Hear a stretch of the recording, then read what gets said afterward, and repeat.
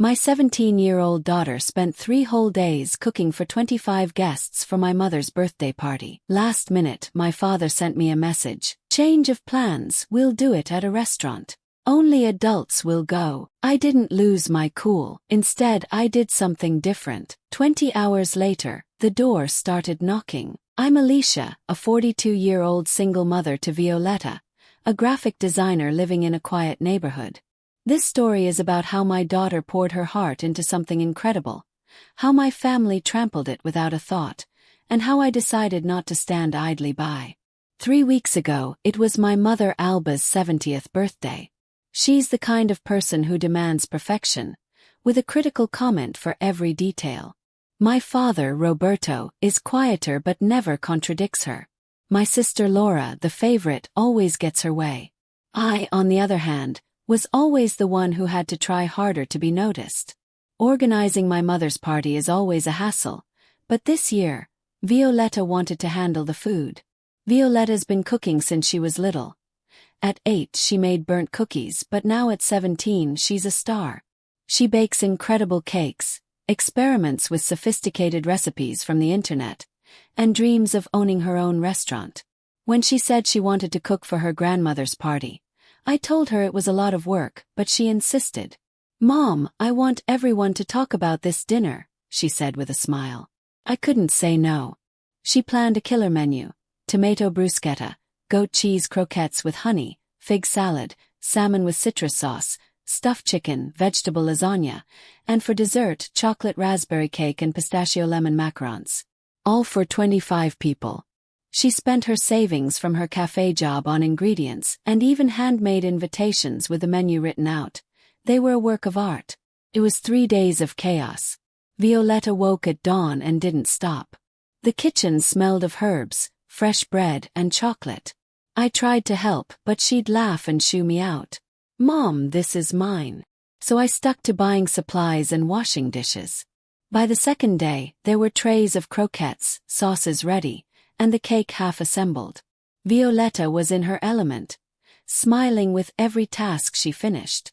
The third day, she barely slept, tweaking details to make everything perfect. She wanted her grandmother and the family to see what she could do. On the morning of the birthday, the house looked like a fancy restaurant. White tablecloths, market flowers, food ready. Violetta even practiced a speech to present the dishes. I was blown away by her effort but also worried. My family isn't quick to applaud. They always made me feel less compared to Laura, and I didn't want Violetta to go through that. At 3 p.m., 2 hours before the guests arrived, I got a text from my father. "Change of plans, we're celebrating at La Perla, adults only, see you at 6. Froze. Adults only. A restaurant. After all Violetta had done. Called my father. "Dad, what's going on?" "Violetta's been cooking for 3 days, everything's ready." He brushed it off. "Alba wanted to change it. It's easier at a restaurant. We don't want Violetta to feel bad, but it's for adults. She'll understand." "Understand," said rage rising. "After spending her money and killing herself working. And you expect me to pay for the restaurant dinner? Your mother says it's your gift. See you there." He hung up.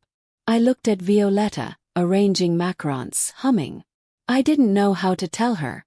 It broke my heart to think of how my parents ignored me as a kid, always putting Laura first.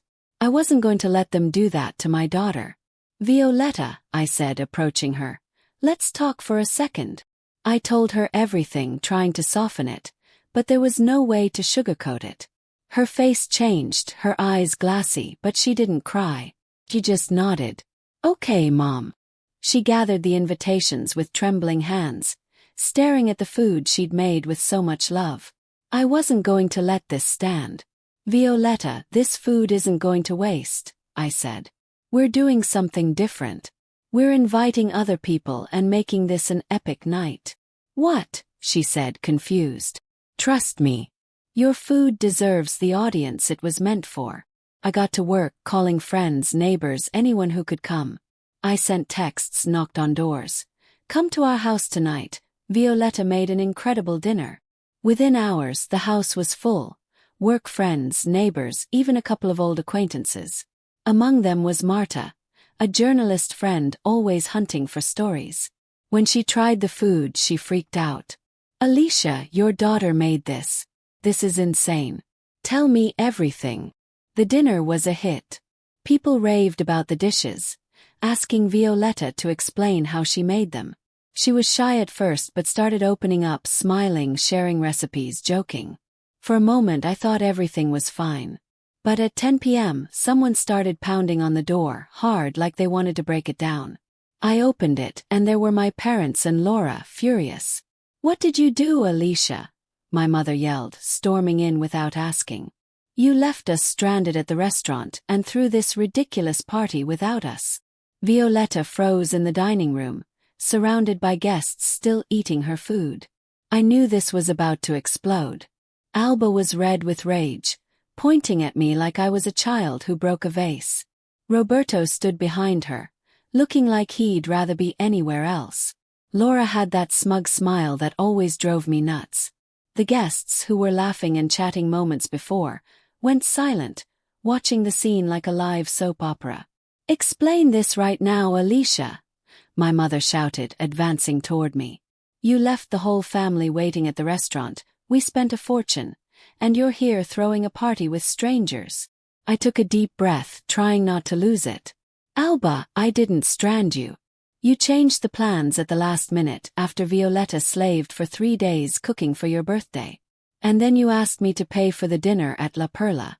Did you really expect me to stay quiet?" "That's irrelevant," she snapped. "It was my day, my decision." Then she pointed at Violetta, still frozen.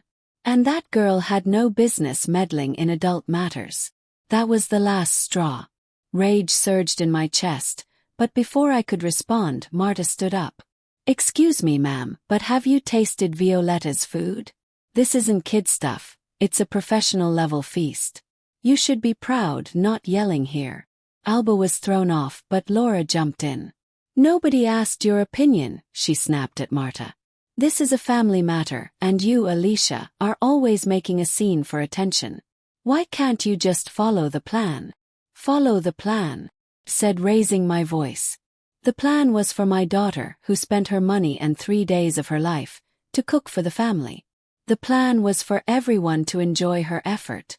But no, you decided to go to a restaurant and exclude her because she's too young for your standards. And then you used my card to pay the bill." The guests murmured, some uncomfortable, others clearly on my side. Violetta stayed silent, staring at the floor, hands clenched. It broke my heart to see her like that, but it also gave me strength to stand my ground. "This is ridiculous," my father said, speaking for the first time. "Alicia, just come to the restaurant. Bring Violetta if you want, but stop this nonsense." "It's not nonsense, Dad," I replied. "This is about respect. Violetta deserves to have her work valued, and if you can't do that, I will." Before anyone could say more, Carlos, a neighbor who's always recording everything, stepped up. "Hey, why don't you all calm down? This is a party, not a boxing ring. The food's amazing, Violetta's a genius. Can't you just enjoy it?" My mother glared at him like he was a bug. "Who are you to butt in?" she said, then turned to me. "Alicia, this isn't over. You humiliated us in front of the family and now you're putting on this circus. You're ungrateful." That hurt. Not for me, but because I knew Violetta was hearing it all. I wanted to drag my mother outside to stop her scene, but Marta stepped in again. "Ma'am, with all due respect, the only one making a circus here is you. Violetta made a spectacular dinner, and instead of applauding her, you're making her feel worthless. If you ask me, this is a story worth telling." "What do you mean by that?" Laura asked, narrowing her eyes. Marta smiled with that glint she gets when she smells a scoop. "I'm a journalist and this," she gestured to the food and Violetta, "is a story people need to hear. A 17-year-old cooking like a Michelin star chef, ignored by her own family. Trust me, this will get a lot of reads." My mother paled, and my father started stammering about avoiding a scandal, but Laura went for the jugular. "If you publish anything, we'll sue you. This is private." Private, Carlos said, holding up his phone. You barged in yelling in a house full of people. This stopped being private a while ago. Then, with a mischievous grin, he added, By the way, I recorded everything. My mother's face was priceless. She didn't know whether to scream more or run. He chose the latter. We're leaving, she said, yanking my father's arm. Laura shot me a venomous glare before following. The door slammed shut, leaving the house in tense silence. I looked at Violetta, still in the dining room, now surrounded by guests telling her, Don't listen to them, your food's amazing. She nodded but didn't smile. I went to her and hugged her. I'm sorry, sweetheart. You shouldn't have gone through this. It's not your fault, Mom, she said quietly. I just wanted them to be proud of me. They are, I said, though I knew it wasn't true. And if they're not, that's their problem. Look at all these people. They're here for you for what you did.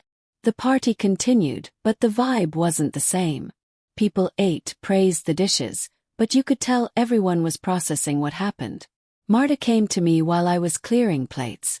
Alicia, I'm serious about the story. This isn't just about Violetta. It's about how families sometimes don't see the talent right in front of them.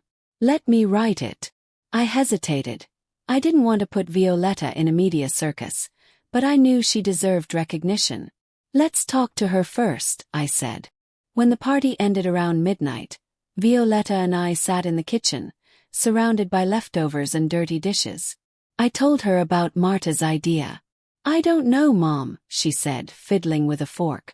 I don't want Grandma and Grandpa to get angrier. I get it, I said. But this isn't about them. It's about you, about what you can do. If Marta writes something, it won't be to attack them. It'll be to show the world how amazing you are. She looked at me, thoughtful, then nodded. Okay, but make sure it doesn't make them look too bad. I don't want more fights. I promised to talk to Marta to keep the article fair, but deep down I knew this wasn't over. My family doesn't stay quiet, and something told me Carlos's video would stir things up. The next morning, Marta sent me a draft of the article. It was good, really good. It talked about Violetta's talent, her effort, and yes, it mentioned the family's snub but without naming names. It was titled The 17-Year-Old Chef Who Won Over an Entire Neighborhood.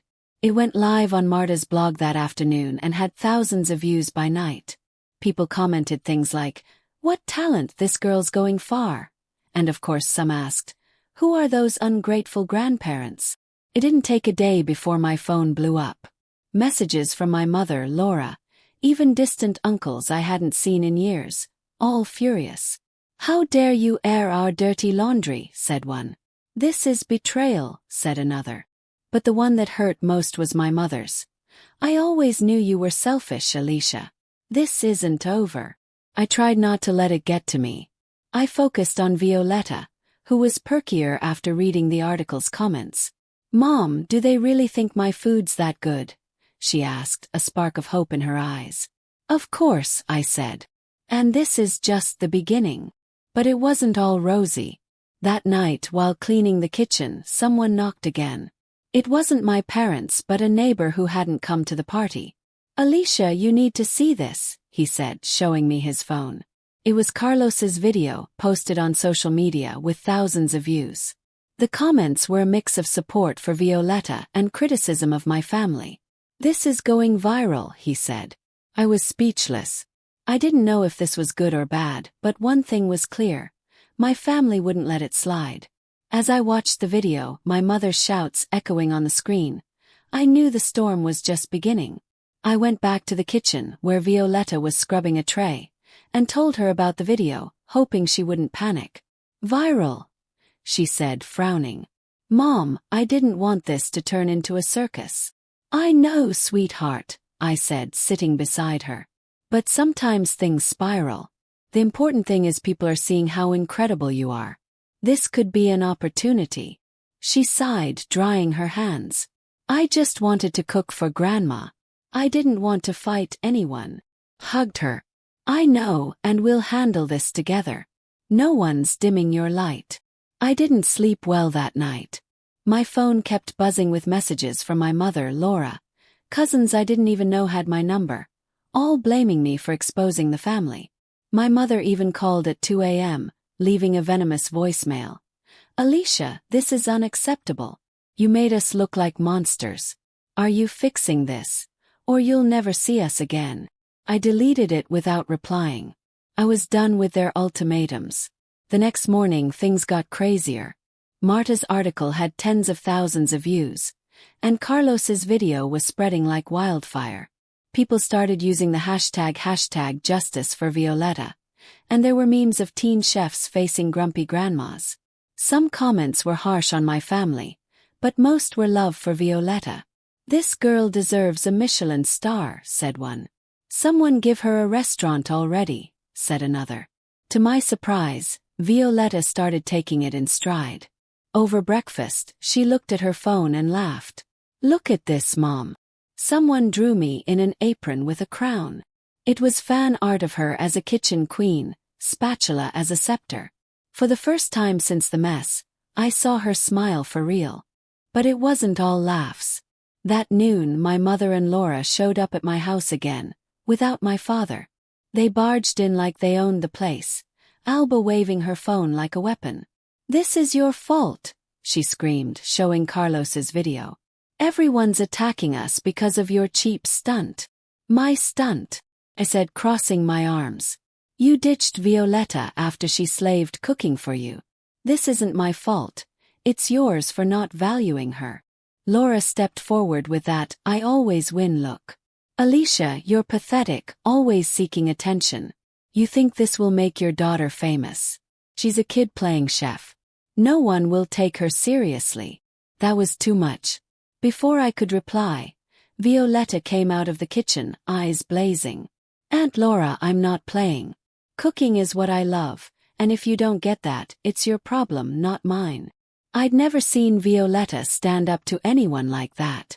Alba and Laura were speechless for a second, but my mother recovered fast. Don't talk to me like that, girl. This is a disaster, and you and your mother will fix it. There's nothing to fix, I said, stepping in front of Violetta. You made a choice, and I made another. If you don't like people knowing the truth, maybe think before you act. The argument didn't go further because Carlos appeared at the door. Hey, everything okay? I saw your cars outside. His tone was casual, but he had his phone in hand, and my mother noticed.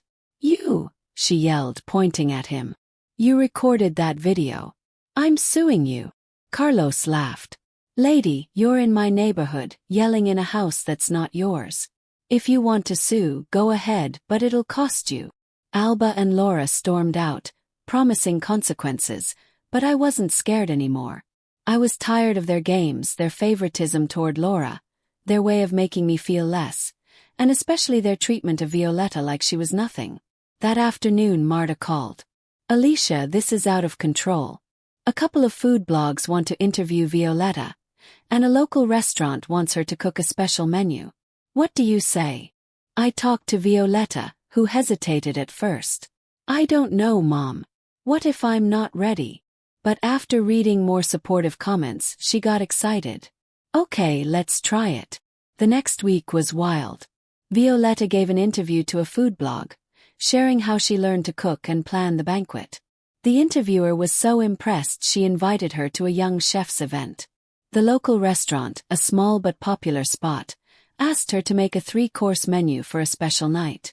She chose recipes from the original banquet: croquettes, salmon, and macarons. The night was a total success. The place was packed, and people kept applauding her. She even made the local news with a headline: Teen Chef Steals Hearts with Her Talent. Meanwhile, my family didn't back down. They kept contacting me, demanding I stop the circus. They even tried to get Marta to pull the article, but she refused. This is journalism, not a personal favor, she told them. Carlos's video kept circulating, and though some comments were harsh, most backed Violetta. People started donating small amounts to a fund Marta set up to help Violetta buy ingredients and take cooking classes. In a week, we raised enough for her to enroll in an intensive course with a renowned chef. A month later, things seemed to calm down, or so I thought. One morning I got a call from a lawyer. My mother and Laura were suing Carlos over the video, claiming defamation. But the lawyer said they had no case.